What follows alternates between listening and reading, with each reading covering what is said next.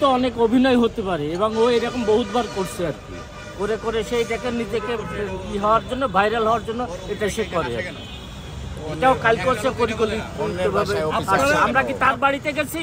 আমার জাতীয় পার্টির অফিসের সামনে যে হামলা করে আবার কথা বলে আমাদের, ও তো আসলে মানে ভাইরাল হওয়ার জন্য এরকম করতেছে। ওর তো তল্পা কিছুই নেই, আছে একটা ফেক।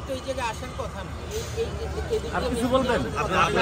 আপনাদের অভিযোগ সে ভাইরাল হওয়ার জন্য, অবশ্যই সে ভাইরাল হওয়ার জন্য এইসব কর্মকাণ্ড করে থাকে, মব সৃষ্টি করার জন্য।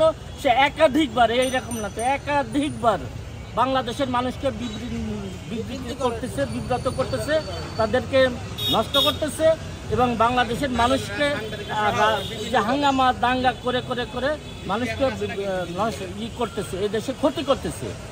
ক্ষতিকারকের মধ্যে নুরু 1 নম্বরে এই বাংলাদেশে। আগামীতে একটা মতো ওর কি ক্ষতি করেছে? ওর ব্যক্তিগত কোনো ক্ষতি করেছে? জাতীয় পার্টি ওর বাড়ি গাড়ি, ওর বউ ছেলে মেয়ের প্রতি হামলা করেছে? ও কেন ব্যক্তিগতভাবে জাতীয় পার্টি আক্রোশ করবে, এই করবে সেই করবে, এই ধরনের বাজে কথা ও মন্তব্য করে চলে কেন? পলিটিক্স একটা ভিন্ন জিনিস, সে রাজনীতি সে সমন্বয় করে সব দলের সাথে কথা বলে তার চলা উচিত ছিল। অন্যান্য রাজনৈতিক দলের সঙ্গে আমরা দেখি খুবই সৌহার্দ্যপূর্ণ সম্পর্ক, কিন্তু আপনাদের সঙ্গে আমরা দেখি। আমাদের প্রশ্ন তো এইটাই, আমরা ব্যক্তিগতভাবে নুরুর কি ক্ষতি করেছি?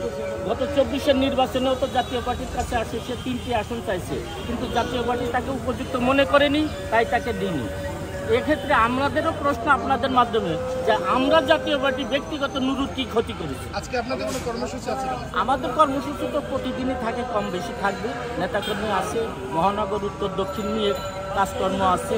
আগামীতে নির্বাচন, সেই নির্বাচনে কিভাবে জাতীয় পার্টি অংশগ্রহণ করবে সেই সব চিন্তাভাবনা নিয়েই আমাদের